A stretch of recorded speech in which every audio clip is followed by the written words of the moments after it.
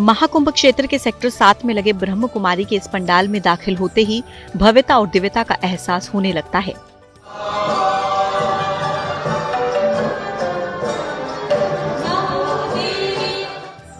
सबसे ज्यादा आकर्षण का केंद्र है चैतन्य देवियों की ये झांकी। यहाँ पर आपको तमाम ऐसी चीजें देखने को मिलेंगी जो जीवन और दर्शन आध्यात्म के साथ साथ सामाजिक संदेश भी देती हैं, और इन्हीं में ये है चैतन्य देवियों की झांकियां। आपको ये तस्वीर देखकर लग रहा होगा कि जैसे कोई मॉडल बनाया गया है। यहाँ पर रोजाना शाम के वक्त इसी तरीके से महिषासुर मर्दिनी का पूरा जो नाटिका है उसका मंचन किया जाता है। लेकिन आपको बता दें कि इसमें खास ये है कि ये कोई स्टेच्यू नहीं है, बल्कि ये सब जो युवतियां हैं, जो ब्रह्मा कुमारी से जुड़ी हुई कन्याएं हैं, वो यहाँ पर चैतन्य देवियों के स्वरूप में साक्षात तौर पर खड़ी हुई हैं। बिल्कुल ये हिलती डुलती नहीं है, एकदम जिसको जो पोजीशन पर रहना होता है एकदम उसी स्वरूप में रहती हैं। और देखकर आप कल्पना भी नहीं कर सकते हैं कि ये जो झांकियां हैं ये कोई झांकी है और यहाँ पर कोई डमी है, बल्कि ये सब चैतन्य देवियां हैं। झांकी की खासियत यह है कि आदिशक्ति के सभी 9 स्वरूपों को दिखाने के लिए किसी पुतले का इस्तेमाल नहीं किया गया, बल्कि ब्रह्म कुमारी संस्था से जुड़ी हुई कन्याओं को यहाँ विराजमान किया गया है। जो जरा भी हिलती डुलती नहीं है, सबको अचंभित कर रही हैं। बहुत ही ज्यादा अनोखा है, ये मैंने पहली बार देखा है ऐसा। ये प्रयागराज में ऐसा पहली बार देखा है कि ये सब रियल है, पूरा रियल है। ये यहाँ ये लोग बता रही हैं कि ये लोग यहीं की हैं रहने वाली, तो ये लोग अपना रूप ऐसा धारण करके। बिल्कुल, और भी लोग हैं, उनसे भी बात कर लेते हैं। क्या नाम है?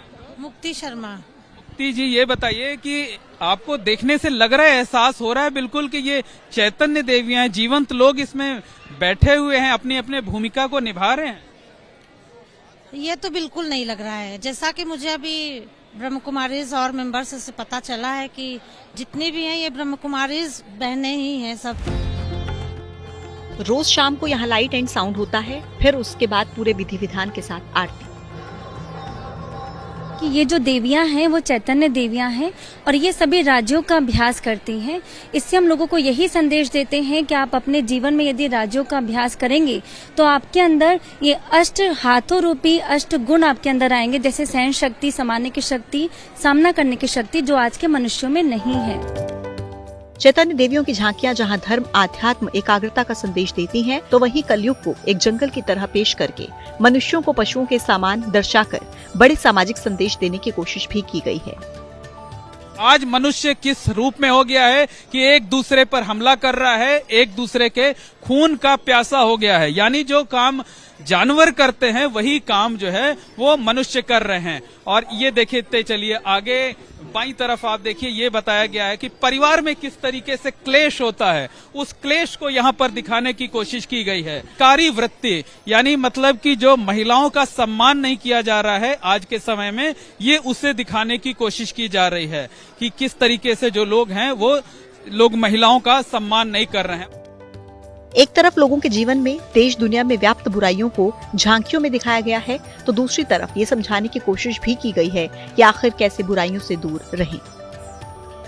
मोबाइल के ज्यादा इस्तेमाल करने से किस तरीके के नुकसान है और किस तरीके से इन्हें त्याग करना है, ये यहाँ पर दिखाने की कोशिश की गई है। मोबाइल से तो वैसे कहते हैं ऐसे रेडिएशन निकलते हैं जो कि हमारे फिजिकल बॉडी को भी और मेंटल हेल्थ को भी नुकसान पहुंचाते हैं।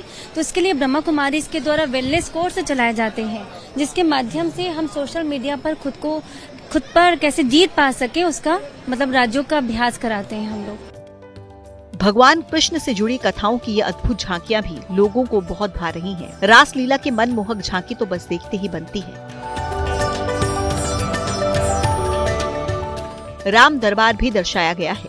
संदेश दिया गया है कि अगर मनुष्य धर्म को निभाया तो फिर से राम राज्य स्थापित हो सकता है। ये देखिए कि ये सतयुग का राज्य दरबार कैसे होता था, ये उसकी झांकी दिखाने की कोशिश की जा रही है। और लोग भी हमसे भी बात करते हैं, सीख मिल रही है इस पंडाल में, ये झांकियों की पूरी सीरीज। सीख यही मिल रही है कि व्यवहार कैसे अच्छा करना चाहिए, जिससे कि समाज अच्छा बन सके हमारा। एक दर्जन झांकियों को बेहद खूबसूरती से सजाया संवारा गया है। स्वर्णिम भारत के लिए बच्चों में नैतिक मूल्य और उच्च आदर्शों की जरूरत को समझाया गया है। संस्कार नगरी यानी जो बच्चे हैं वो संस्कारवान कैसे बनेंगे, ये यहाँ पर दिखाने की कोशिश की जा रही है। भारत स्वर्णिम भारत था, दिव्य था, हमारी दैवीय संस्कृति प्रचुर मात्रा में थी। पुनः मनुष्य को हम देव कैसे बनाएं, हमारा संपूर्ण उद्देश्य यही है। यहाँ माइंड स्पा रूम भी है, यानी जब दिमागी तौर पर बहुत परेशान हो जाएं, तो माइंड स्पा रूम में ऑडियो वीडियो के जरिए तनाव कम कर सकते हैं। इसके अलावा समस्याओं और उसके समाधान से जुड़े बॉक्स भी लगाए गए हैं। पर्चियां रखी होती हैं, पर्चियां लोगों को लिख करके अपनी समस्या डालनी होती है और बाईं तरफ से ये समाधान निकलता है। देखिए एक भाई साहब ने अपनी समस्या डाली है, ये इस पे लिखा हुआ है, प्रिय बच्चे जो भी होना था वो हो चुका, अब मैं तुम्हारे साथ हूं और तुम्हें आगे बढ़ने की शक्ति जरूर दूंगा। आपका अपना परम पिता शिव। मतलब आपको एक भरोसा हुआ कि कहीं कुछ भी अगर चूक रह जाती है तो जो भगवान भोलेनाथ हैं वो उनकी कृपा बरसेगी और वो कल्याण करेंगे। जी सर, बिल्कुल सर, बिल्कुल। ब्रह्म कुमारी के इस पंडाल को देखने के लिए रोजाना हजारों की संख्या में लोग आ रहे हैं।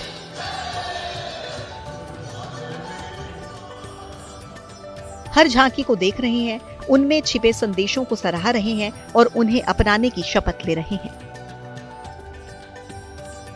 पूरे समाज को एक सही स्वरूप देने की कोशिश करना है, तभी जो एक कल्पना की गई है कि भारत देश, स्वर्णिम भारत बनेगा, उस परिकल्पना साकार होगी और देश में फिर से राम राज्य स्थापित हो